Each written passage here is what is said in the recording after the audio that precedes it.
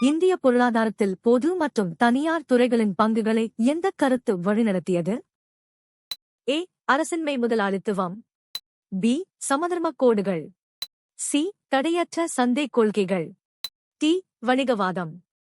சரியான பதில் பி. சமதர்மக் கோடுகள். சரியான விடை பி. சுதந்திரத்திற்குப் பிறகு இந்தியா ஒரு சமதர்ம சமூகத்தை உருவாக்குவதை நோக்கமாகக் கொண்டு கலப்பு பொருளாதார முறையை ஏற்றுக்கொண்டது. இதன் மூலம் பொதுத்துறைக்கு முக்கியத்துவம் அளிக்கப்பட்டு சமூக நீதி உறுதி செய்யப்பட்டது. சிறந்த நாளைக்கு இன்று சேமி என்ற சொற்றொடரால் எந்த கருத்து ஊக்குவிக்கப்படுகிறது? ஏ. கடன் குவிப்பு. பி. உடனடி திருப்தி. சி. நிதி நுகர்வு. டி. சேமிப்பு சேவிங்ஸ். சரியான பதில் டி. சேமிப்பு சேவிங்ஸ். சரியான விடை டி. சோகஸ்மெலி இந்தச் சொற்றொடர் எதிர்கால நிதி பாதுகாப்பு மற்றும் பொருளாதார தேவைகளுக்காக தற்போதைய வருமானத்தில் ஒரு பகுதியைச் சேமிப்பதன் அவசியத்தை வலியுறுத்துகிறது. இது தனிநபர்களின் நிதி மேலாண்மை மற்றும் நாட்டின் மூலதன உருவாக்கத்திற்கு உதவுகிறது. தேசிய அளவில் ஏ அமல்படுத்துவதன் நோக்கம் என்ன? ஏ. ஏற்றுமதியை குறைக்க. பி. இறக்குமதியை அதிகரிக்க. சி. ஒட்டுமொத்த பொருளாதார வளர்ச்சியை அடைய. டி. அரசியல் பிரச்சாரங்களுக்கு நிதியளிக்க. சரியான பதில் சி. ஒட்டுமொத்த பொருளாதார வளர்ச்சியை அடைய. 7. ஒரே நாடு ஒரே வரி என்ற அடிப்படையில் தேசிய அளவில் ஜிஎஸ்டி அமல்படுத்தப்படுவது மாநிலங்களுக்கு இடையேயான வரித் தடைகளை நீக்கி பொருளாதாரத்தை வலுப்படுத்துகிறது. இது உற்பத்தி மற்றும் விநியோகச் சங்கிலியை எளிதாக்கி நாட்டின் ஒட்டுமொத்த ஜிடிபி வளர்ச்சியை ஊக்குவிக்கிறது. எந்த வகை வரியின் சுமையை மற்றவர்களுக்கு மாற்ற முடியாது? ஏ. நேரடி வரி டைரக்ட் டாக்ஸ். பி. மதிப்பு கூட்டப்பட்ட வரி வேல்யூ ஆடட் டாக்ஸ். சி. விற்பனை வரி சேல்ஸ் டாக்ஸ். டி. மறைமுக வரி இன்டைரக்ட் டாக்ஸ். சரியான பதில் ஏ. நேரடி வரி டைரக்ட் டாக்ஸ். 9. நேரடி வரியின் தாக்கம் மற்றும் சுமை ஆகிய இரண்டும் ஒரே நபர் மீதே விழுகிறது, எனவே இதை மற்றவர்களுக்கு மாற்ற முடியாது.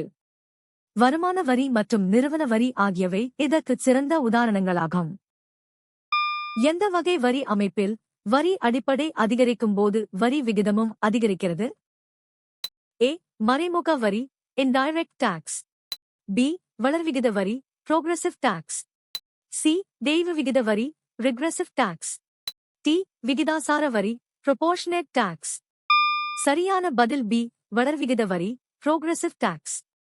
வளர்விகித வரி முறையில் வருமானம் அல்லது வரி அடிப்படை அதிகரிக்கும் போது வரி விகிதமும் உயர்கிறது.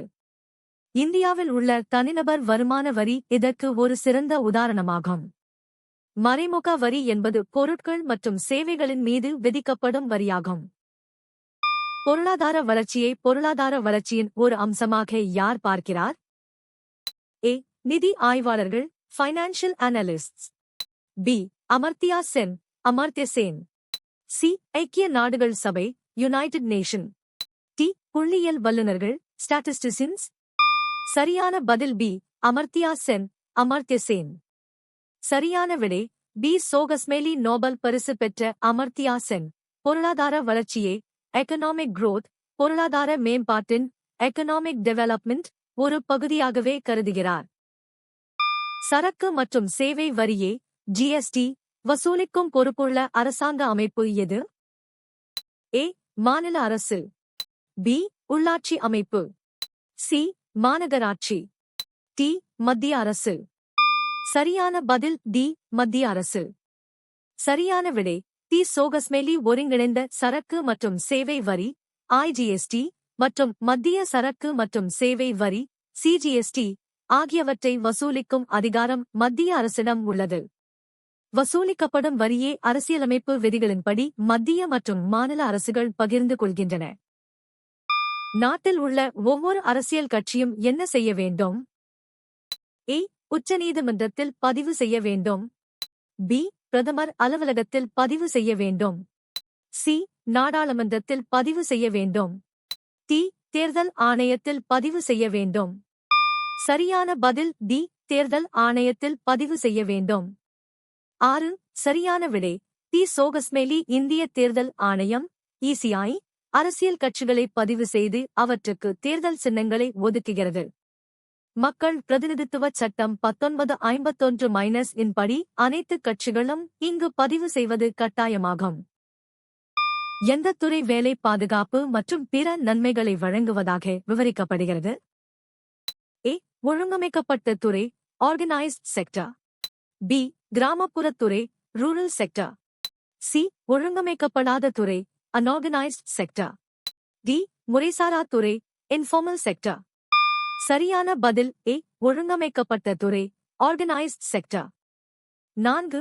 சரியான விடை ஏ. சோகஸ்மேலி ஒழுங்கமைக்கப்பட்ட துறையில் பணிபுரியும் ஊழியர்களுக்கு நிலையான வேலை, ஊதியத்துடன் கூடிய விடுப்பு மற்றும் மருத்துவ காப்பீடு போன்ற சட்டப்பூர்வ நன்மைகள் கிடைக்கின்றன. இரும்பு மற்றும் எஃகு தவிர வேறு எந்த தொழில் குறிப்பிடப்பட்டுள்ளது? ஏ. சணல் ஜூட். பி. மின்னணுவியல் எலக்ட்ரானிக்ஸ். சி. தானியங்கி ஆட்டோமொபைல். டி. மருந்து பார்மசியூட்டிக்கல். சரியான பதில் ஏ. சணல் ஜூட். 1. இரும்பு மற்றும் எஃகு தொழிலுக்கு அடுத்தபடியாக சணல் தொழில் இந்தியாவின் மிக முக்கியமான மற்றும் பழமையான பாரம்பரிய தொழில்களில் ஒன்றாக கருதப்படுகிறது. சணல் தங்க இழை என்று அழைக்கப்படுகிறது மற்றும் இது பெரும்பாலும் மேற்கு வங்காளத்தில் செறிந்துள்ளது. 2. தமிழ்நாட்டின் நிலப்பரப்பில் எத்தனை சதவீதம் விவசாயத்திற்காக பயன்படுத்தப்படுகிறது? ஏ. 2/3 பங்கு. பி. சரி பாதி. சி. கால் பங்கு. டி. 1/3 பங்கு. சரியான பதில் டி. 1/3 பங்கு. தமிழ்நாட்டின் மொத்த நிலப்பரப்பில் சுமார் 33% அல்லது 1/3 பங்கு நிலம் விவசாயத்திற்காக பயன்படுத்தப்படுகிறது. இது மாநிலத்தின் நிலப்பயன்பாட்டு முறையை தெளிவாக காட்டுகிறது. 3/2 பங்கு என்பது மிக அதிகமான மதிப்பீடு. முதலாளித்துவம் மற்றும் சமதர்மம் ஆகிய இரண்டின் நன்மைகளின் கலவையாக விவரிக்கப்படும் பொருளாதாரம் எது? ஏ. கலப்பு பொருளாதாரம். பி. பாரம்பரிய பொருளாதாரம். சி. கட்டளை பொருளாதாரம். டி. சந்தை பொருளாதாரம். சரியான பதில் ஏ. கலப்பு பொருளாதாரம். 1. சரியான விடை ஏ. சோகஸ்மேலி கலப்பு பொருளாதாரம் என்பது பொதுத்துறை மற்றும் தனியார் துறை ஆகிய இரண்டும் இணைந்து செயல்படும் ஒரு பொருளாதார அமைப்பாகும். இது முதலாளித்துவத்தின் லாப நோக்கத்தையும் சமதர்மத்தின் சமூக நலனையும் ஒருங்கே கொண்டுள்ளது. தமிழ்நாட்டில் எத்தனை சதவீத நிலம் இதர தரிசு நிலங்களாக வகைப்படுத்தப்பட்டுள்ளது? ஏ. 13%. பி. 4%. சி. 25%. டி. 10%. சரியான பதில் ஏ. 13%. 10. தமிழ்நாட்டின் மொத்த நிலப்பரப்பில் சுமார் 13% இதர தரிசு நிலங்கள் அதர் ஃபாலோ லேண்ட்ஸ் என வகைப்படுத்தப்பட்டுள்ளது. இவை கடந்த ஒரு ஆண்டிற்கு மேலாகவும் 5 ஆண்டுகளுக்கு குறைவாகவும் சாகுபடி செய்யப்படாத நிலங்களை குறிக்கும். சஞ்சாயிகா கணக்கு என்பது என்ன வகையான கணக்கு? ஏ. பூஜ்ய இருப்பு கணக்கு ஜீரோ பேலன்ஸ் அக்கவுண்ட். பி. நிலையான வைப்பு கணக்கு ஃபிக்ஸ்ட் டெபாசிட் அக்கவுண்ட். சி. சேமிப்பு கணக்கு சேவிங்ஸ் அக்கவுண்ட். டி. நடப்பு கணக்கு கரண்ட் அக்கவுண்ட். சரியான பதில் ஏ. பூஜ்ய இருப்பு கணக்கு ஜீரோ பேலன்ஸ் அக்கவுண்ட்.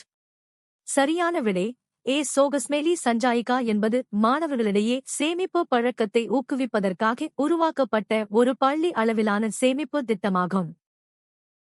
சரக்கு மற்றும் சேவை வரி ஜிஎஸ்டி எந்த வகை வரியாக வகைப்படுத்தப்பட்டுள்ளது? ஏ. வருமான வரி இன்கம் டாக்ஸ். பி. சொத்து வரி ப்ராப்பர்ட்டி டாக்ஸ். சி. மறைமுக வரி இன்டைரக்ட் டாக்ஸ். டி. நேரடி வரி டைரக்ட் டாக்ஸ். சரியான பதில் சி. மறைமுக வரி இன்டைரக்ட் டாக்ஸ்.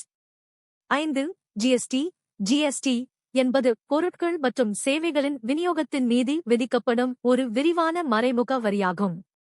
இது பல மறைமுக வரிகளை உள்ளடக்கி ஜூலை 1, 2017 அன்று இந்தியாவில் அறிமுகப்படுத்தப்பட்டது. தாதுக்கள் மற்றும் காடுகள் தவிர நிலத்தின் ஒரு பகுதியாக வேறு எந்த இயற்கை வளங்கள் பட்டியலிடப்பட்டுள்ளன? ஏ. ஆறுகள் ஏரிகள் மற்றும் கடல்கள்.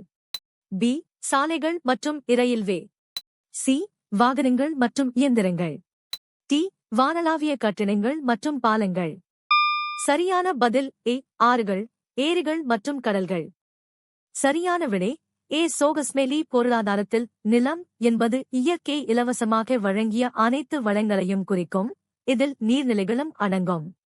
ஆறுகள், ஏரிகள் மற்றும் கடல்கள் உற்பத்திக்கான அடிப்படை இயற்கை காரணிகளாக கருதப்படுகின்றன. இந்தியா போன்ற வளரும் நாடுகளில் எந்த துறை தொழிலாளர் சக்தியில் பெரும்பகுதியை ஈடுபடுத்துகிறது? ஏ. இரண்டாம் நிலைத்துறை, செகண்டரி செக்டர். பி. தொழில்துறை, இண்டஸ்ட்ரியல் செக்டர். சி. மூன்றாம் நிலைத்துறை, டெர்டரி செக்டர். டி. முதன்மைத்துறை, பிரைமரி செக்டர். சரியான பதில் டி. முதன்மைத்துறை, பிரைமரி செக்டர். சரியான விடை டி. சோகஸ்மெலி. இந்தியா போன்ற வளரும் நாடுகளில் விவசாயம் சார்ந்த முதன்மைத்துறை அதிகப்படியான மக்களுக்கு வேலைவாய்ப்பை வழங்குகிறது. தொழில்துறை மற்றும் சேவைத் துறைகள் வளர்ந்தாலும் மக்கள் தொகையில் பெரும்பகுதியினர் இன்னும் விவசாயத்தையே நம்பியுள்ளனர். உழைப்பின் எந்த பண்பு அது ஒரு நபரிடமிருந்து மற்றொரு நபருக்கு மாறுபடுகிறது என்பதை குறிக்கிறது? ஏ. அது அசைவற்றது. பி. அது ஒரே மாதிரியானது அல்ல. சி. அது ஒரே மாதிரியானது. டி. அது பிரிக்கக்கூடியது. சரியான பதில் பி. அது ஒரே மாதிரியானது அல்ல. சரியான விடை பி. சோகஸ்மெலி. ஒவ்வொரு மனிதனின் உடல் வலிமை, வேகம் மற்றும் திறமை மாறுபடுவதால் உழைப்பு என்பது ஒரே மாதிரியானது அல்ல, ஹெட்ரோஜீனியஸ். ஒரு தொழிலாளியின் உழைப்பு திறனை மற்றொரு தொழிலாளியுடன் ஒப்பிட முடியாது. நீங்கள் எத்தனை சரியாக பதிலளித்தீர்கள்?